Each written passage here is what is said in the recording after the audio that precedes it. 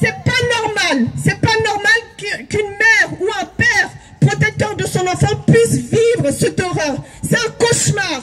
Que ce soit pour le parent ou pour l'enfant, c'est inacceptable. Il n'est pas normal qu'aujourd'hui en France, un parent ou son enfant puisse vivre cela. Vous vous rendez compte qu'un parent protecteur signale un incident à la maison, que l'enfant dit au père ou à la mère, et dès que l'un des deux protège l'enfant, celui-ci, ce dernier, se voit arracher son enfant et placé dans une famille que l'enfant ne connaît pas. Mettez-vous à la place de cet enfant, cet innocent, qui est pétrifié, qui ne sait pas ce qui se passe à la maison, qui ose dire à un de ses parents, c'est qu'il vit à la maison, et se voit retrouvé dans une famille inconnue. Mettez-vous à la place de cet enfant. Quelle est sa peur? Quelle est son angoisse? Et en plus de ça, l'enfant subit l'agression, des violences ou des malnutritions. Imaginez-vous ce que l'enfant peut vivre. C'est ça la France de demain? C'est ça la France? C'est ça? Vous vous rendez compte? Au jour d'aujourd'hui, ces enfants-là, en grandissant, à un certain âge, on les jette à la rue. À 16 ans, à 17 ans ou à 18 ans, ces enfants sont à la rue, complètement déracinés, complètement perdus, pas de boulot, pas de stabilité.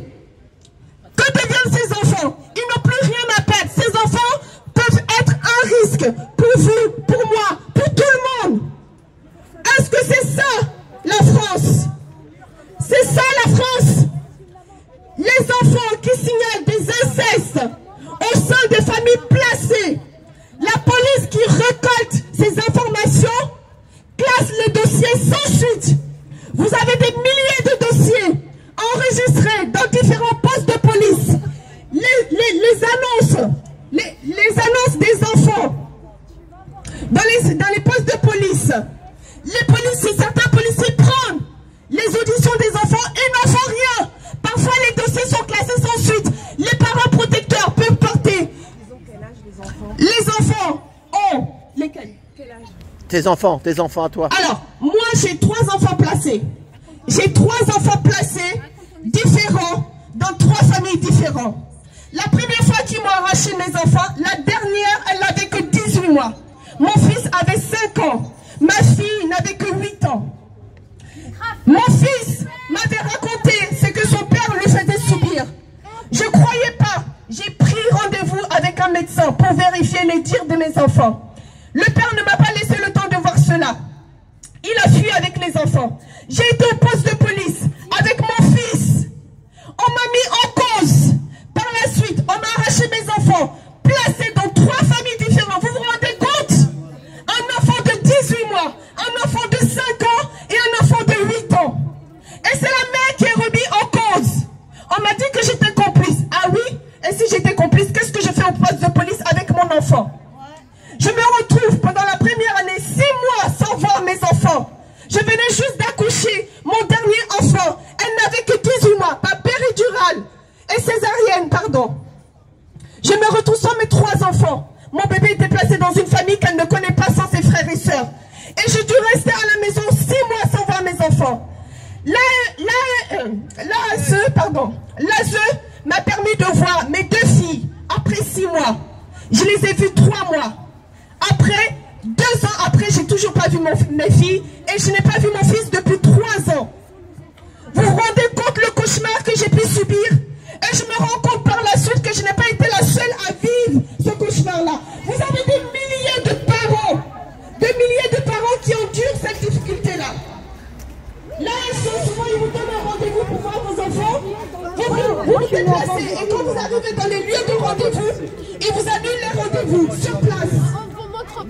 Ah, vous avez votre identité, madame, elle peut aller au commissariat pour ça. Ça fait depuis le mois de juillet. Vous mettre en face. Mais je ne veux pas filmer vos visages. Mais restez pas derrière les collègues. Je ne veux pas filmer vos visages. On déplace André Millon pour avoir des informations. Et sur place, j'apprends. C'est un contrôle d'identité. Ces coordinatrices et ces assistantes qui sont censées me donner des nouvelles sont en vacances. Elles se donnent la pilule au soleil pendant que moi, mes enfants sont placés séparés de leur fratrie. J'ai pas de nouvelles. J'ai pas de nouvelles. Vous trouvez ça normal, messieurs, dames, de subir cette cause ce cauchemar, de vivre cette horreur-là avec mes enfants. L'ASE se permet de raconter n'importe quoi à leur guise. Il faut des rapports, on juge. Bien sûr, quand on est un parent protecteur, notre parole n'est pas prise en compte. Alors elle a été portée plainte parfois, au commissariat de police et elle s'est retrouvée coupable. Je sais pas, je ne comprends pas. Je comprends pas ce qui se passe. Elle comprend pas ce qui se Mon passe. fils a raconté les cauchemars qu'il a subis dans une famille placée. En mon absence, malgré toutes ces informations-là, l'enquête est classée sans suite. Mon fils raconte des horreurs à propos de son père. La police a recueilli toutes ces informations-là. Faut que ça change tout ça, faut que ça change. Toutes ces informations-là, tout est Parce dans que le sinon, dossier. on est mal Et tous barré. les dossiers, tous les plaintes que j'ai pu porter, j'ai porté plus de 4 plaintes. Toutes ces plaintes sont classées sans suite. C'est ça la France? C'était devenu un pays pédolande. La France est devenue un pays pour les pédolandes. Vous êtes des collabos. Comment est-ce possible qu'aujourd'hui, en 2024, qu'on ait un enfant qu'on place, soi-disant pour sa protection, un enfant tient des propos asexués et les dossiers sont classés sans suite. Les propos d'un enfant asexué vis-à-vis d'un parent n'est pas respecté et n'est pas pris en cause. Eh ben, si j'ai ce problème, ça s'est retourné contre vous à Paris. Hein. C'est la France. En plus, j'ai des menaces, et ben je contacte. Ça y est, il aura... La France. Elle est là. Bonjour, je m'appelle Stéphanie. Stéphanie. Alors, moi j'ai un fils merveilleux qui s'appelle Darius, que la vie m'a offert parce que j'avais une endométriose, donc je ne pensais pas pouvoir avoir d'enfant, je l'ai eu à 40 ans. Et vu que j'ai eu un restaurant et que j'ai cotisé jusqu'à 450 000 € d'impôts par an, en 6 ans, voilà, j'ai quand même un peu de côté quand j'ai vendu mon restaurant, donc j'ai acheté une maison, cash. T'es française, t'es française? Je suis française. Voilà, Perdreau, Stéphanie, je m'appelle. Perdreau, c'est Perdreau, mon nom, si tu veux le noter sur... Note mon nom sur ta liste. parce que... Nous aussi, on a vos noms maintenant, on a vos matricules et tout. Et on sait, moi je sais, depuis 4 mois, que vous participez à un trafic d'enfants, les mecs. Et sale, mais sale, sale, sale. What the shit. Donc moi j'étais une petite Française qui a bien cotisé, qui pensait pas pouvoir avoir d'enfants, qui a eu la chance que le bon Dieu il en donne un à 40 ans.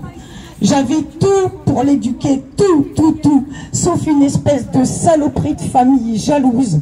Un père, fils de colon et fier de l'être. Donc moi je faisais école à la maison, donc il ne supportait pas, parce que lui il a été éduqué, mets tes bras sur la tête, pas les coudes sur la truc connard là, qui répètent et ils croient qu'ils sont des parents parce qu'ils répètent range ta chambre et tout machin. C'est pas ça être un parent. Moi j'étais là avec mon fils, c'était un régal de ouf. Les voisins, tout le monde jaloux, tu vois. Donc j'ai des voisines, elles m'ont dit un jour, tiens t'es débordé dans le ménage, on va te prendre le petit 2 heures si tu veux. Il y a la gamine, il y a Luna, et puis il y a sa mère, il y a tout le monde, il y a des adultes. Donc moi j'ai envoyé mon fils à la piscine avec Luna. Et ils lui ont fait faire une partie de touche-touche à mon fils avec Luna.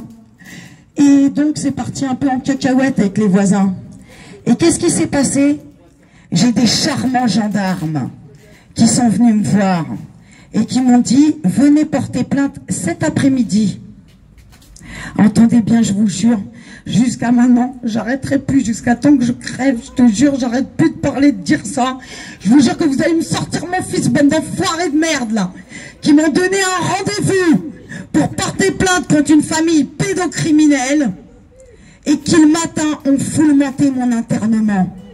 Ces bandes de saloperies. Ils sont venus voir la mère le soir en disant « Venez demain après-midi, on va prendre votre plainte ». Quand même, on a agressé mon enfant, il a fait une partie de touche-touche, il avait 3 ans avec une gamine de 4 ans. On m'a dit, venez porter plainte demain après-midi. L'après-midi, j'y étais, ils ont fait semblant de prendre ma plainte pendant 10 minutes, ces bandes d'enculés de merde. Je m'en fous, j'en peux plus. Je peux plus voir un bonnet bleu comme ça.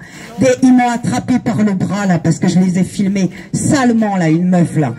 Mais maintenant elle a un cache-colle sur la tronche là. Ils